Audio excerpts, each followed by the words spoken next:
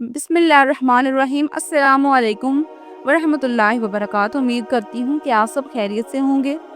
अल्लाह ताला आपको और आपके घर वालों को हमेशा खैर और आफियत से रखे, आमीन।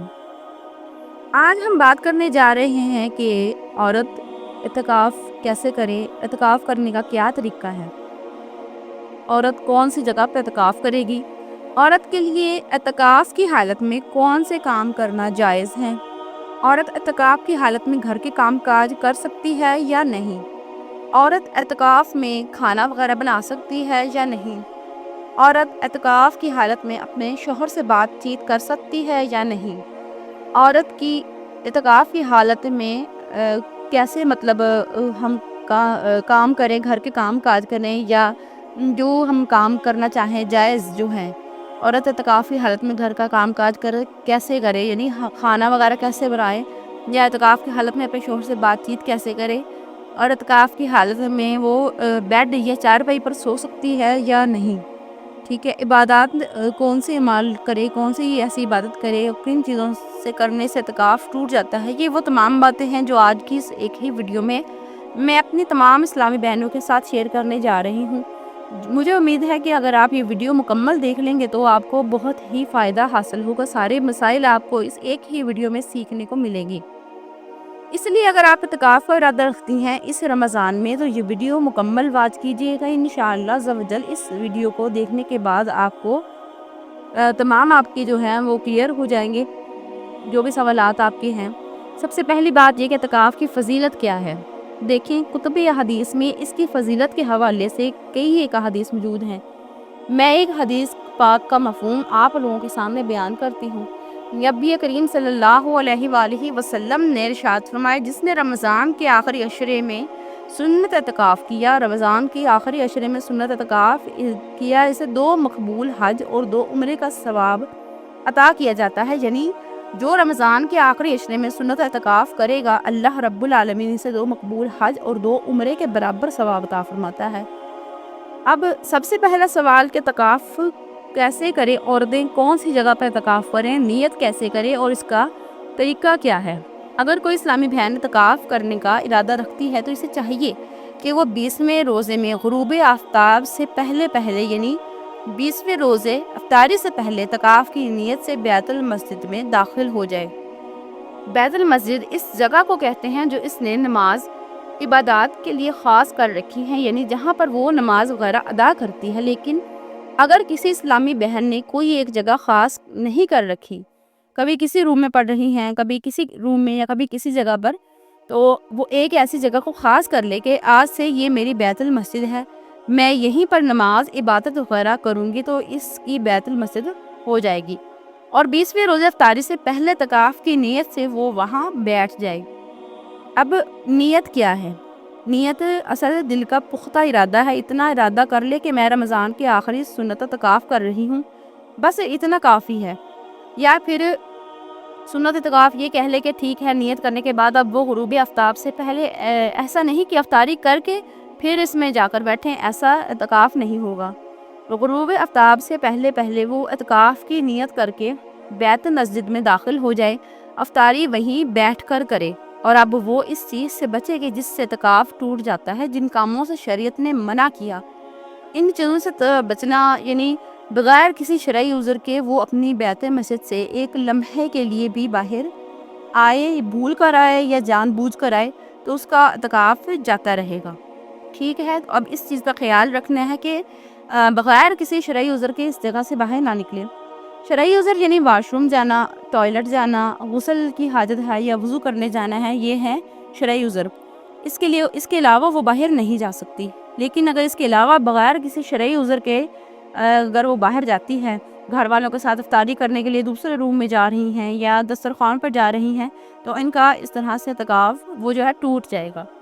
अच्छा, यहाँ एक चीज़ मैं एक और बयान करती चलूँ, जो इस्लामी बहनें सुन्नत इत्तिकाफ का इरादा रखती हैं, इन्हें चाहिए कि वो इस अशरे में ये देख लें कि इनकी डेट नहीं आ रही, यानी कि इनके जो मखसूस अयाम हैं इस अशरे में शुरू तो नहीं हो रहे।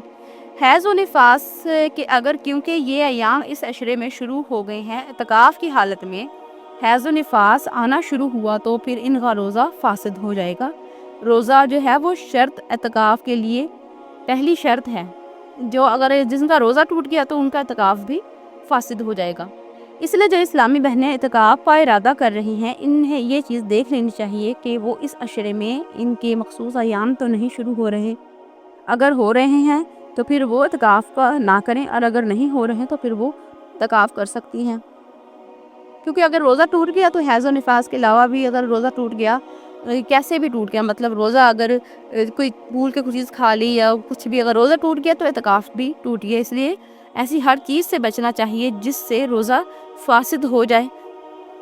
तो रोज़ा ये सुन्नत इत्काफ के लिए शर्त है, रोज़ा नहीं है तो इत्काफ भी नहीं है। अब यहाँ एक और चीज़ है, इत्काफ की हालत में औरत घर के कामकाज कर सकती है या नहीं। बहुत सारी ख़वातीन ये सवाल करती हैं कि घर में कोई काम करने वाला नहीं, वो हम घर के काम काज झाड़ू पोछा वगैरह कर सकती हैं, बर्तन वगैरह समेट सकती हैं या नहीं। तो बिल्कुल नहीं कर सकती। इत्काफ की हालत में अगर घर के काम काज करने के लिए एक लम्हे के लिए भी आप बाहर आएँ तो इससे इत्काफ जाता रहेगा, इत्काफ टूट जाएगा। हाँ, एक चीज़ है, अगर कोई दूसरा खाना बनाकर इसे देने वाला नहीं है, ये एक इस्लामी बहन जो है वो सवाल करती हैं कि मुझे कोई खाना बनाकर देने वाला नहीं, मैं ख़ुद का खाना खुद बना सकती हूँ, इसलिए खाना सैर इफ्तारी खुद बना सकती हूँ। तो इस सूरत में इजाज़त है। पहले तो किसी की ड्यूटी लगाएं कि वो इसे खाना वगैरह प्रोवाइड करे इन 10 दिनों में। लेकिन अगर कोई नहीं है, कोई मजबूरी है, तो अपने लिए खाना बनाने के लिए किचन में जा सकती है, अपने लिए खाना बनाए, क्योंकि ये मजबूरी है। रोज़ा रखना ये शर्त है और खाना खाए बगैर तो गुजारा नहीं। और अपने लिए खाना बनाने के लिए वो बाहर निकल सकती है और अपना खाना बनाए, वहाँ से खाना ले और मस्जिद बैत में दाखिल हो जाए और वहाँ पर जाकर वो खाए, ठीक है। इसीलिए लेकिन अगर वो वहाँ जाकर किसी और का भी खाना बनाना शुरू कर देती है, सहर इफ्तारी बना रही है, तो इसी तरह इसका इत्काफ जाता रहेगा। अपने लिए वो खाना वगैरह बना सकती है, खाना वगैरह बनाए, चाय तो बना सकती, लेकिन दूसरों के लिए नहीं बना सकती। इस तरह ये एक सवाल ये भी पूछा जाता है कि इत्काफ की हालत में क्या हम अपने शौहर से बातचीत कर सकती हैं। यानी कुछ बहनें कहती हैं कि हमारा शौहर यानी कि आउट ऑफ कंट्री है, तो क्या हम इससे बात कर सकती हैं। बीवी शौहर से बात कर सकती है, चाहे वो फ़ोन पर ही क्यों ना हो, जिस तरह बाज़ इस्लामी बहनें बताती हैं। तो आप बात कर सकती हैं, शौहर अपनी बीवी से बात कर सकता है और जो बीवी है वो अपने शौहर से बात कर सकती है। इत्काफ का जो मकसद है वो ख़त्म हो जाता है अगर हम घंटों फ़ोन पर लगे रहें, मतलब बेफजूल हम बातें करते रहें तो, ठीक है। गिड़गिड़ा कर अल्लाह के सामने हमें अपने गुनाहों की बख्शिश तलब करना थी, या अल्लाह मेरे गुनाहों को बख्श दे, जब तक गुनाहों की बख्शिश नहीं लूँगा मैं यहाँ से उठूँगी नहीं। यहाँ अपने लिए जन्नत का सवाल करें, ज़्यादा से ज़्यादा वक्त इबादत में गुजारें, कुरान मजीद की तलावत में, नवाफिल में, दरूद पाक पढ़ते हुए, कलमा शरीफ का विर्द करते हुए, यानी ज़्यादा वक्त आपका इबादत में गुजरना चाहिए। फ़िज़ूल बातें ना करें, ये दुरुस्त नहीं है, इससे रूहानियत ख़त्म हो जाती है। इत्काफ की ज़रूरत की बात करना आपके लिए बिल्कुल जायज़ है, आप कर सकती हैं। इस तरह एक सवाल ये भी पूछा जाता है कि इत्काफ की हालत में क्या हम बेड या चारपाई पर सो सकती हैं। यानी हमें कोई तकलीफ़ है, हम नीचे नहीं सो सकती, बेड या चारपाई लगाकर हम सो सकती हैं, लेकिन आप सो सकती हैं अपनी बैत मस्जिद में।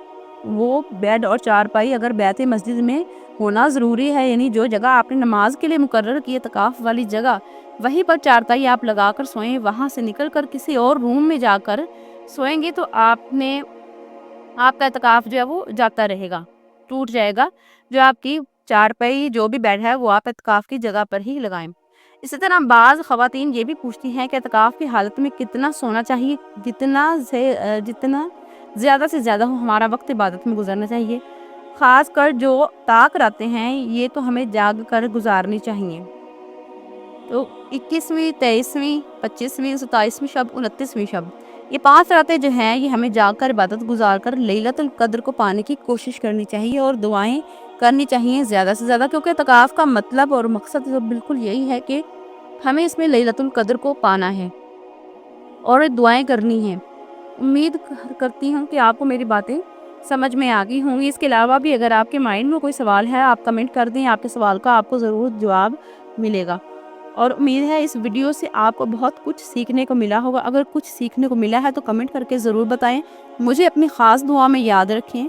वीडियो को शेयर, लाइक करना बिल्कुल ना भूलें। जो हमारे चैनल पर नए हैं वो हमारे चैनल को सब्सक्राइब करें। अस्सलाम वालेकुम रहमतुल्लाह।